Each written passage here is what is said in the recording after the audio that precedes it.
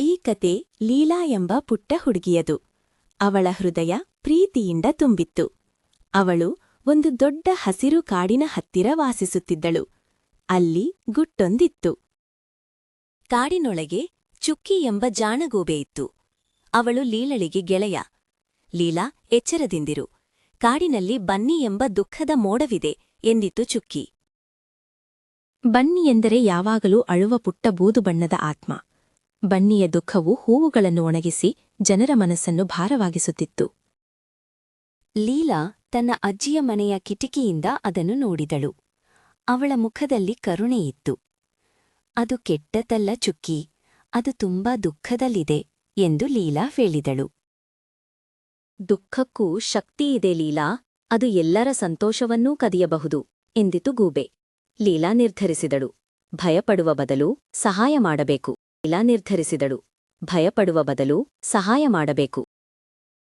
ಲೀಲಾ ತನ್ನ ಚಿಕ್ಕ ಬುಟ್ಟಿಯಲ್ಲಿ ಹೊಸ ಹಣ್ಣುಗಳನ್ನು ತೆಗೆದುಕೊಂಡು ಕಾಡಿಗೆ ಹೋದಳು. ಅವಳು ಬನ್ನಿ ಮೋದದ ಹತ್ತಿರ ಹಣ್ಣುಗಳನ್ನು ಇಟ್ಟಳು. ಇದನ್ನು ತಿನ್ನು ಬನ್ನಿ ಎಂದಳು. ಆದರೆ ಬನ್ನಿ ಚಲಿಸಲಿಲ್ಲ. ಹಣ್ಣುಗಳು ಅದರ ಬೂದು ಮಂಜಿನಲ್ಲಿ ತೇವವಾದವು. ಚುಕ್ಕಿ ದೂರದಿಂದ ನೋಡುತ್ತಾ ತಲೆಯಲ್ಲಾಡಿಸಿತು. ದುಃಖಕ್ಕೆ ಹಣ್ಣುಗಳು ಬೇಕಿಲ್ಲ ಲೀಲಾ ಎಂದಿತು. ಲೀಲಾ ನಂತರ ಒಂದು ಖುಷಿಯ ಹಾಡನ್ನು ಹಾಡಿದಳು, ದೊಡ್ಡದಾಗಿ ಸಿಹಿಯಾಗಿ. ಹಾಡು ಕಾಡಿನಲ್ಲಿ ಪ್ರತಿಧ್ವನಿಸಿತು.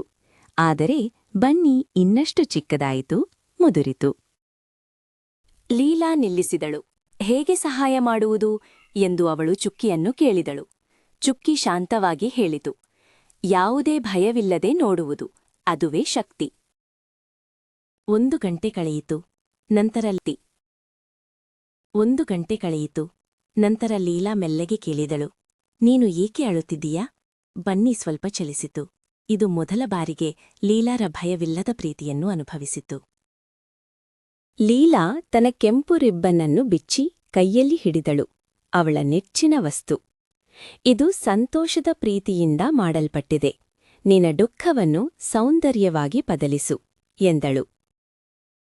ಲೀಲಾ ಬನ್ನಿಗೆ ಆ ರಿಬ್ಬನ್ನನ್ನು ಕೊಡಲು ಯಾವುದೇ ಭಯವಿಲ್ಲದೆ ಮುಂದುವರಿದಳು. ಆಗ ಬನ್ನಿಯ ಬೂದು ಬಣ್ಣವು ನಿಧಾನವಾಗಿ ಪ್ರಕಾಶಮಾನವಾದ ಚಿನ್ನಕ ಬಣ್ಣಕ್ಕೆ ತಿರುಗಿತು. ಲೀಲಾ ನಕ್ಕಳು. ಚುಕ್ಕಿ ತನ್ನ ರೆಕ್ಕೆಗಳನ್ನು ಸಂತೋಷದಿಂದ ಬಡಿಯಿತು. ಪ್ರೀತಿಯ ಶಕ್ತಿಯು ದುಃಖವನ್ನು ಸಂತೋಷವಾಗಿ ಬದಲಾಯಿಸುತ್ತದೆ. ಅದೊಂದು